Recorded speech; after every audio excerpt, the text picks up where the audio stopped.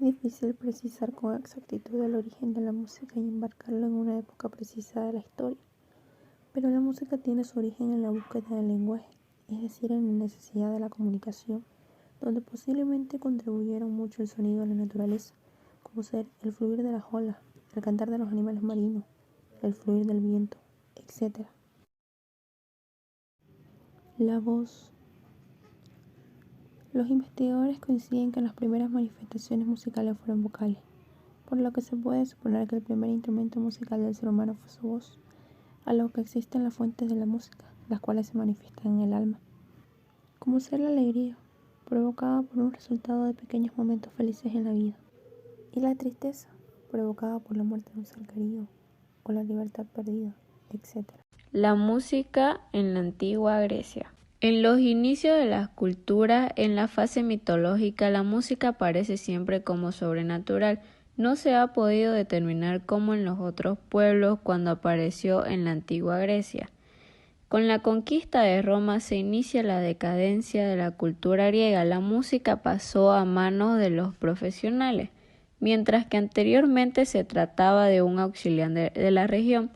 La importancia que dieron los griegos a la música como factor de la educación del carácter y creadora de la belleza concedió a este arte y al músico un lugar prominente en la vida social. Músicos con los aedos. Aparecieron las primeras manifestaciones musicales, eran cantores épicos o poetas de la antigua Grecia, los cuales son Homero, es el más famoso, cantó acompañándose con arpa la peripecia de la Iliria y la Odisea. También está Firio Olimpo, célebre flautista, el quien los atenienses consideraban el padre de la música griega. Él inventó el género enarmónico, propulsó el uso del oboe y popularizó la música por toda Grecia. Y Rapsoda era un artista que iba de pueblo en pueblo recitando poemas. Los instrumentos que más se utilizaban en aquella época para las actividades musicales eran la lira, la cítara, flauta de pan o siringa y el aulo. La teoría musical griega posiblemente se debe a la Pitágoras y a sus seguidores.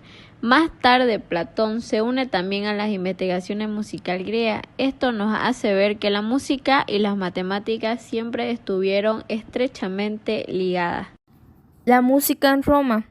Su música se limitaba a algunos himnos entonados que los interpretaban en las procesiones religiosas, danzas, banquetes y en las representaciones del estilo griego, porque ellos asimilaron la música de otros pueblos, como Egipto y especialmente de Grecia. El papel de la música era considerada como profesión de los esclavos, ya sean egipcios, griegos, sirios, porque ellos no tenían inclinación al desarrollo de arte ni música. Preferían los cantos bélicos, acompañadas con trompetas y flautas, y estaba destinada a las danzas lascivas, sensuales. Roma no aportó nada a la música griega, pero sí se evolucionó a la manera romana. En el teatro, la música acompañaba a las matanzas de los esclavos o animales.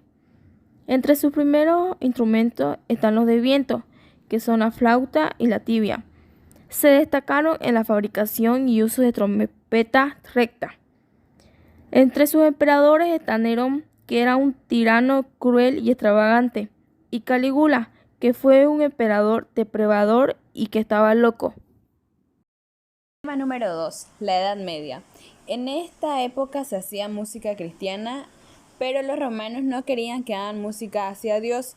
Ellos usaban la música solo para el placer. El canto llano era el canto oficial de la Iglesia Católica. Gracias a Constantino se creó la música para los cristianos para que ellos tengan voz y voto. Las personas morían en esta época por el amor que tenían hacia Dios. Guido d'Arezzo creó figuras musicales y la lectura musical. Santa Cecilia es la patrona de la música que nace en la Edad Media. La música profana o no cristiana era la que escuchaban los trabajadores, que eran la gente común y corriente, y creaban canciones para enamorar, generar recursos y hacer fiestas. El Renacimiento musical. El Renacimiento musical se da entre el siglo XV y XVI. En este periodo de tiempo se produce un renacer de hombre, una vuelta a la antigüedad clásica. Suceden una serie de cambios políticos, sociales, culturales y económicos que indican el final de la Edad Media y el comienzo de la Edad Moderna. Polifonía. Se llama polifonía ya sea coral o instrumental a la composición y ejecución musical donde además de la melodía se escuchan otras voces simultáneas que sirven de apoyo a la melodía o bien forman partes de otras líneas melódicas que completan el conjunto. El polifonismo empieza propiamente cuando se logra la independencia rítmica de las voces, cosa que recién se consigue con el contrapunto, que se afianza en el siglo XV. El contrapunto es la combinación armoniosa que establecen voces contrapuestas o distintas melodías. Situación político-social. La consecuencia de la polifonía fue la Reforma Protestante, que al suprimir el latín y romper las antiguas normas, facilitó y apoyó la oración cantada en lengua vulgar y en forma libre. Los artistas, pensadores, escritores y músicos vieron que se estaba produciendo un cambio de rumbo. Características. Las principales características de este periodo con relación a la música son: la polifonía instrumental se desarrolla notablemente. La música coral favorecida por la Reforma Protestante alcanza altas cumbres. El cromatismo empieza su gloriosa incursión con Luca Marencio. El contrapunto escolástico va ganando terreno y se afirma. Aparecen las cantatas y pasiones de Johann Bach.